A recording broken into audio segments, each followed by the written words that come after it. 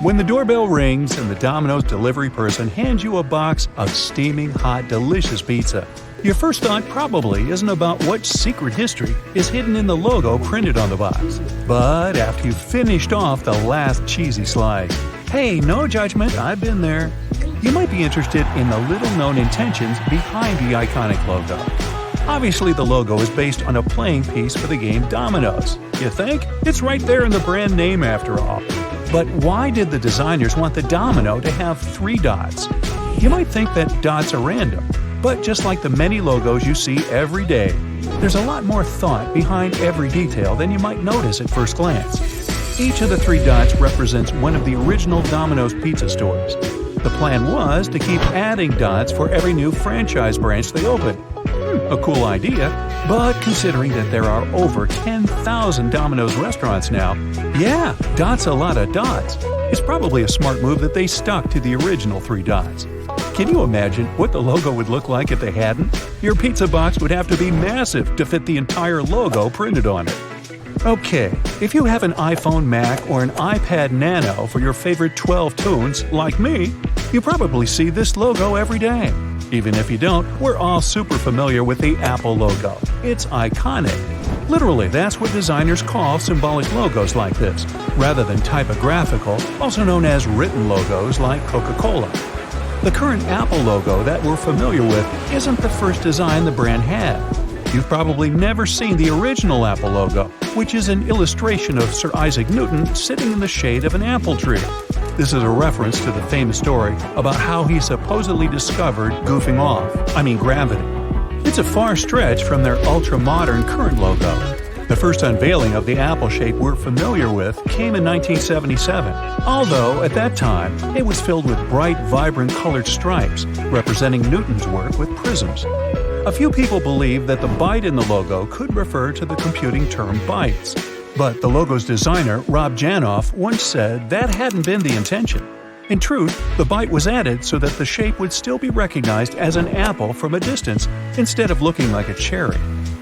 Now, the Amazon logo is pretty self-explanatory, since it was designed to focus on clear typography so that the brand's name can be recognized instantly. Most people know that the yellow swoop is modeled after a smile, making you associate the brand with a cheery feeling. But the swoop also starts at the letter A and points to the Z, which is Amazon's way of claiming that they sell everything from A to Z. Although, how many items could they really sell that start with X? Xylophones? Just mostly xylophones. Now, the Tour de France logo clearly disguises a cyclist within the letters of his name. The O is the back wheel, and the U and R make up their body, pedaling speedily. Did you spot the biker or read the words first? Here's another beautifully concealed silhouette. In the London Orchestra logo, the letters form the head and arms of a conductor. The L and O create the conductor's waving arms, and the line linking them bumps up to outline the conductor's head. Can you see it? On the surface, the logo of the network company Cisco seems pretty simple. The company's name appears plain as day beneath several vertical lines. However, there's more to it than meets the eye. The blue stripes at the top signify both an electromagnetic wave and the Golden Gate Bridge.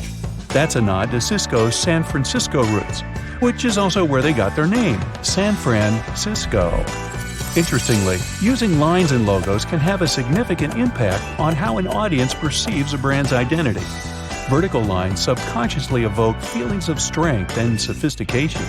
They seem enticing and powerful, and they draw the viewer's attention downward, often directing it to the brand's name, like in the Cisco logo. The Unilever logo appears on so many of the company's products that we use every day. But most of us have never noticed that on closer inspection, the Unilever U logo contains symbols that correspond to the company's diverse product range. Quick, count how many symbols you can spot. Bonus points if you can figure out what Unilever products they represent. Did you catch any of these? A tea leaf, an ice cream cone, a cosmetics jar, a lock of hair symbolizing shampoo? Beats by Dre's clean and simple logo is just a lowercase b followed by the brand's name, right? Well, actually, the circle that surrounds the B represents a human head, and the B is meant to represent someone wearing the headphones. Do you see it? Here, this might help. How about now? You'll never unsee this little guy jamming to his tunes in his beats. By the way, circles are a really common feature in logo design. They're used in 20% of the world's most well-known brands. We emotionally recognize them as softer and more welcoming than angular shapes, like triangles and squares. Plus, they're universal and sturdy since they don't have any corners, breaks, or turns. Businesses use them to subconsciously tell you that you can rely on them. Every detail is sending you a message.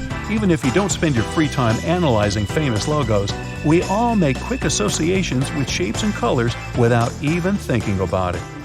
A common experiment has been repeated by multiple psychologists on a phenomenon called the Baoba-Kiki effect. Researchers show participants these two shapes and ask which of these shapes is baobab and which is kiki. Go ahead and try for yourself. Did your brain assign the names easily? You're not alone. Between 95 and 98% of people select the curvy shape as baobab and the jagged one as kiki.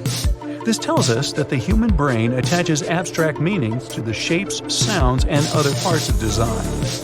Some people suggest that the IBM logo is supposed to look like it has been printed by one of the world's earliest computer printers.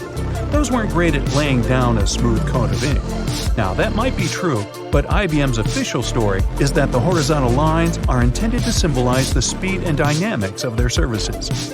Also, one study in 2011 found that when a company's logo looks incomplete like this, people consider the business to be more outside the box and inventive. Read between the lines, right? Well, it's either innovation or your printer's out of ink. Now, if I told you to picture the work of surrealist artist Salvador Dali, you might think of this or this. But were you also picturing Chupa Chups, the lollipop brand? Very few people know that Dali wasn't the kind of guy to turn down a paid gig. And one example of this is the logo for Chupa Chups, which he worked on developing. He was the one who added the whimsical flower pattern, while the text had already been established by the time he got his hands on the logo. He also had the idea to shift the logo from the side to the top of the candy wrapper. This way, the emblem is always intact and visible to the customer. Chupa Chups is also a great example of another design secret that you'll notice everywhere after you learn it. When food companies are picking out their brand colors, they're overwhelmingly likely to reach for a specific power duo, red and yellow. I bet you could think of 3 brands that pair rich cherry red and sunshiny bright yellow right away. But why? Thanks to its long wavelength, red is one of the most visible colors in the spectrum and the first one you'll notice. It's second only to one other color. Yeah, you guessed it, yellow. Both instantly grab people's attention, which is why we use them for important warnings, like stop signs, traffic lights, and drive-through signs. But still, why is it specifically food brands that latch onto these hues? Well, because of how visually stimulating red and yellow are, they're also associated with excitement. They're warm colors, which are known to draw people in and give them energy and excitement.